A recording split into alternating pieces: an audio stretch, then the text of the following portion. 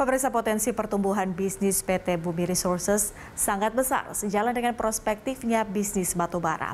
Perseroan pun telah menyiapkan sejumlah langkah untuk meningkatkan kinerjanya di tengah kenaikan komoditas batu bara. Dan berikut wawancara kami dengan Director and Corporate Secretary PT Bumi Resources Tbk, Dilip Srivastava, yang dipandu oleh rekan Chakri Miller. And first of all, I would like to ask, how is the company performance so far in the first semester of this year, sir? When we look at 2020 and we compare last year versus this year, the entire market dynamics and the pandemic-related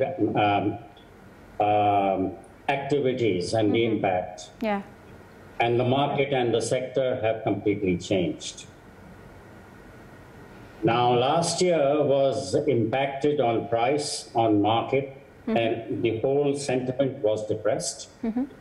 This year, the sentiment is more buoyant, and I'm happy to say that in the first semester of this year, we have had a revenue increase of 16%.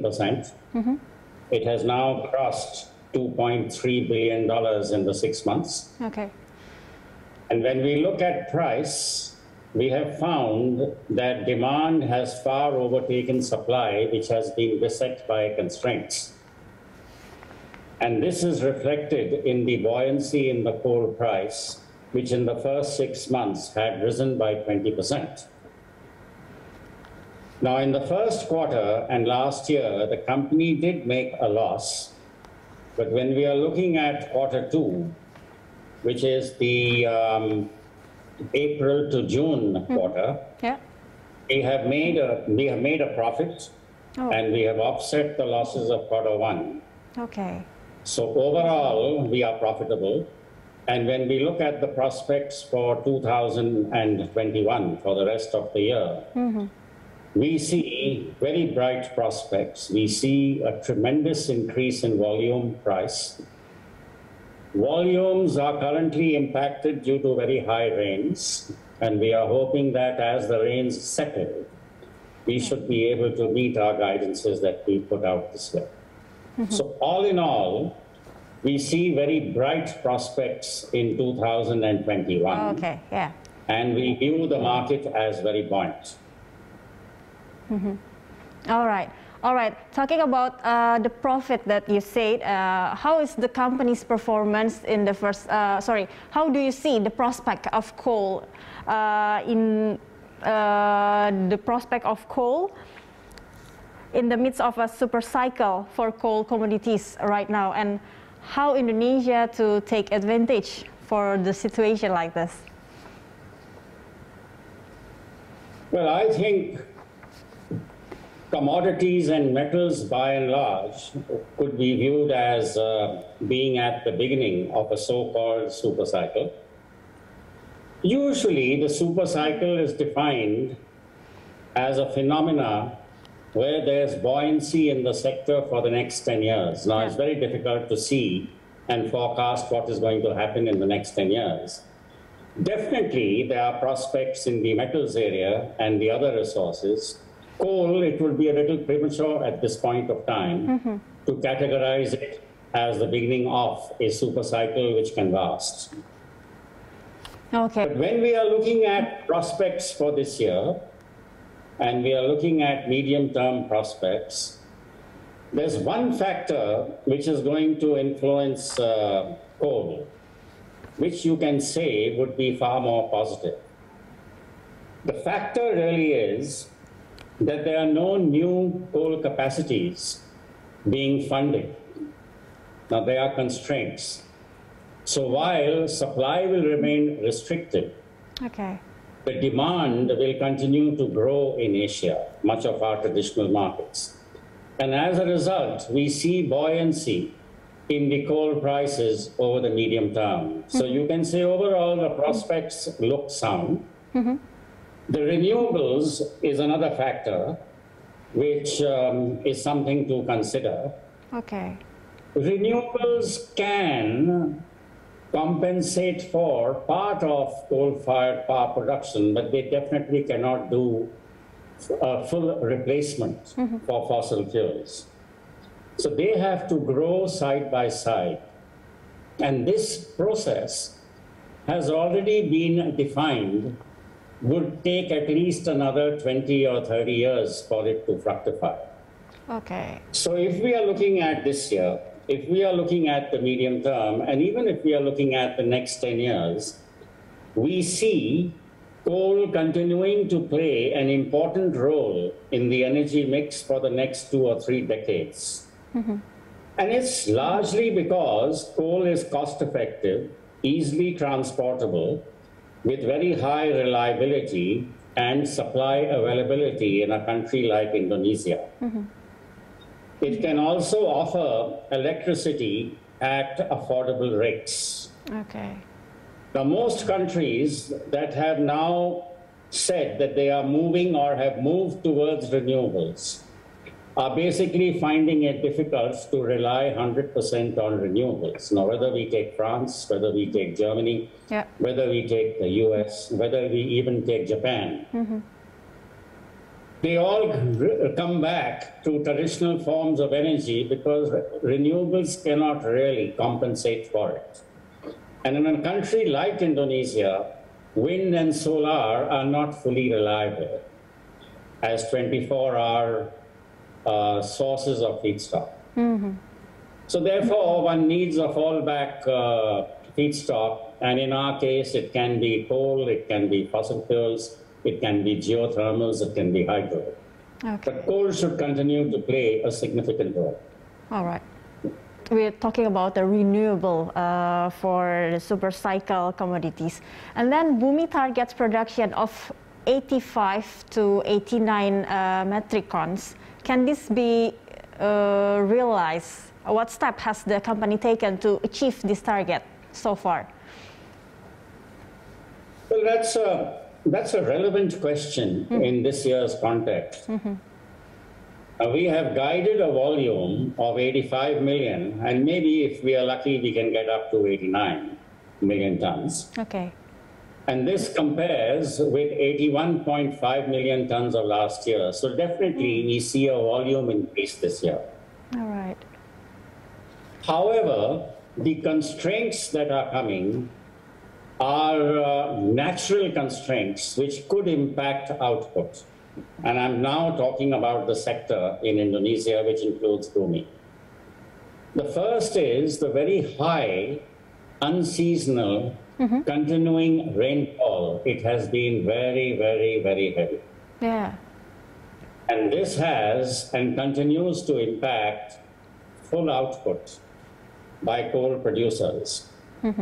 And I understand that some of them are unable to produce in the quantities required, and some have declared force majeures, where they are unable to supply coal to foreign markets. Now, at the same time, we are finding that local power demand is increasing, and our priority as the largest coal producer, we are 70 or 80% higher than the next producer. All right. Our foremost priority is to supply domestically and give that the maximum priority. Okay. So supplies to PLN is our first priority, and we are going to supply them even in excess of our domestic market obligation this year. Okay. And we have agreed to supply them more quantities. Okay. At, of course, the controlled price. Yeah. So that is our commitment, and what is left over, we are exporting. Now, to put it in perspective, I believe that we should be looking at the lower band of our guidance of around 85 million tons this year, largely due to the rainfall and the other factors. Oh, okay. But when it comes to Bumi, Bumi can produce 90 million tons in a normal year. And that is what we can do organically from our 2 major mines. And if we add the other mines that we have, they also have the capability to add another 5 or 10. Okay, okay, Mr. So this is how we see demand, which is that this year we are still looking at an increase in volume. But what is going to affect us very positively is really that the coal prices are buoyant, demand is buoyant, and supply is constrained, whether it's from Indonesia, whether it's from Australia, whether it's from Russia. Okay. And even India has had its own share of problems. So we see the market buoyant, and we see a continuing buoyancy in the coal price, which is currently running at record levels of $170, $180. All right then. And even if we look at the next 2 or 3 years, we don't see coal prices going below $120, $130, compared with just $48 about 2, 3 years ago. Okay, so the company is optimistic to achieve the target 85 to 89 metric tons. Okay, Mr. Dilip, the next segment. Definitely, we will meet our revenue target. Optimistic. All right then. In the next segment, we will discuss how Bumi's production and export activities throughout these 2 years. Mr. Dilip, we will take a break. Pemirsa, tetap bersama kami. Corporate Action akan kembali usai jeda.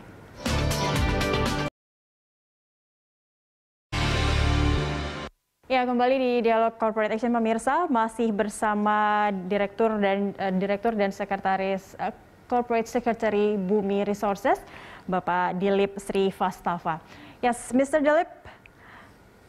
All right, we will discuss about how Bumi's production and export activities through these 2 years, sir. And after the government banned Arutmin from exporting coal, what was the impact on the company's performance, and how does Bumi settle commitments with the foreign buyers so far?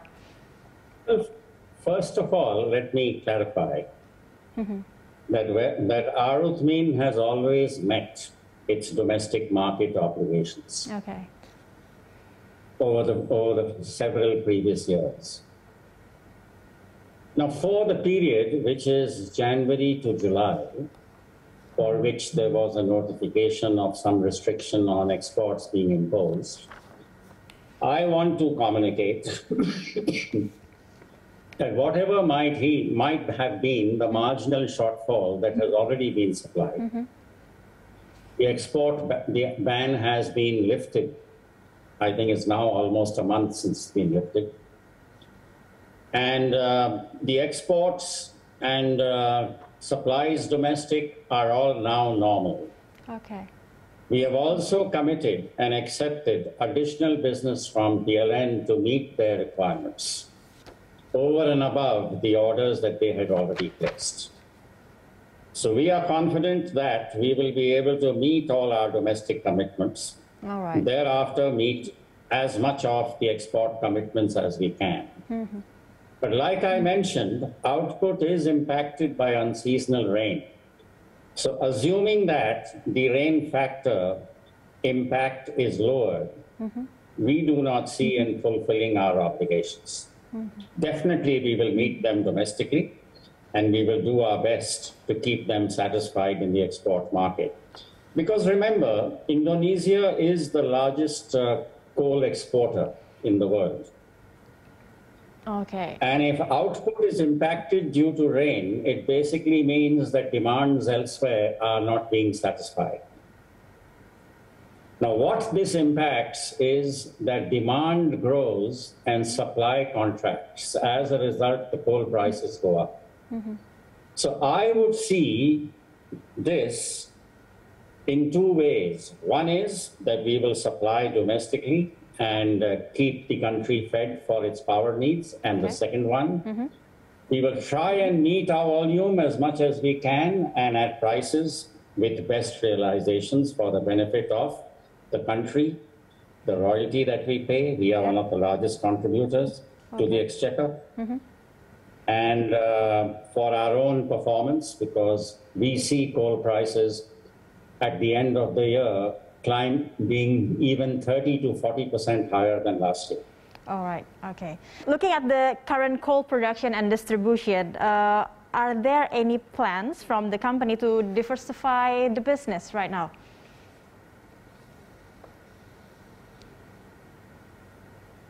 Well, if we are looking at company strategy, And here we are looking at our strategic direction over the next 10 years, which can form the platform for the next 15, going right up to the next 25 years.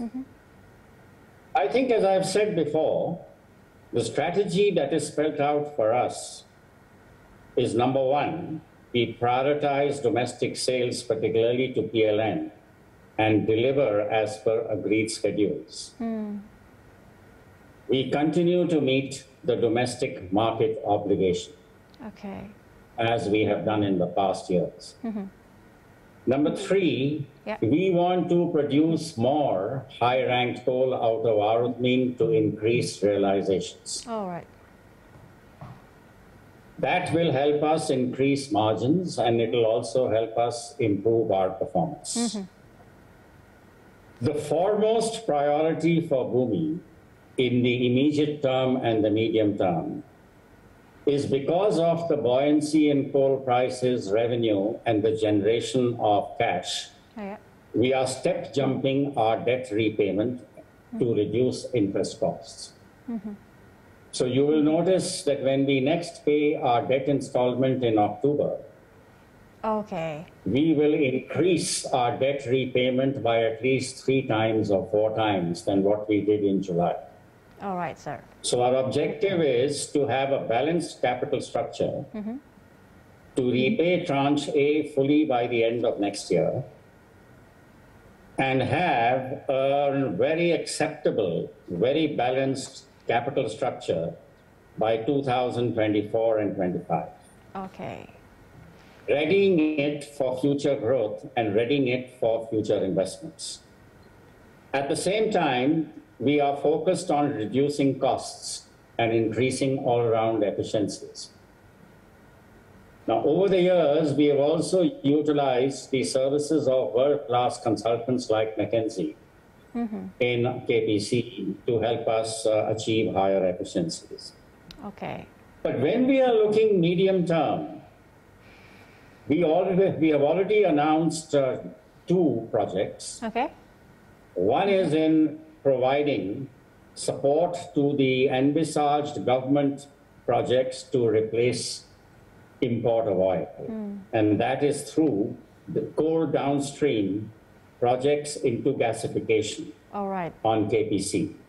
Now that project is already being implemented and we hope can be commissioned in 2024. The second one that we are examining is the one in Arutmin, where the feasibility study is in an advanced stage, and if all goes well, our plan is also to try and have it commissioned by 2025.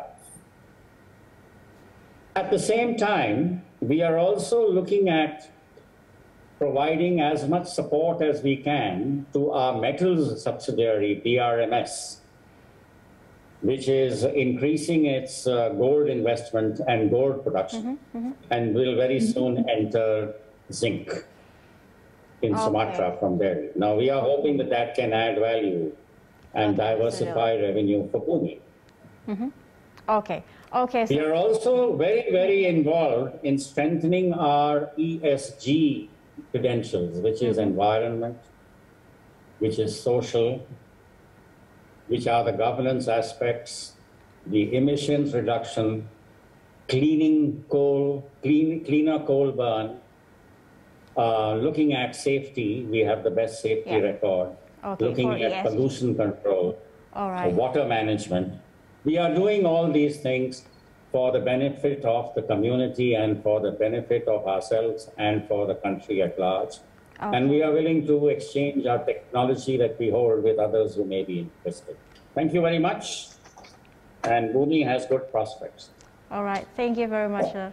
Ya, baik pemirsa, itu tadi wawancara kami dengan Direktur dan juga Corporate Secretary dari Bumi Resources, Bapak Dilip Srivastava. Dan demikian kami akhiri dialog Corporate Action. Kami akan kembali usai jeda.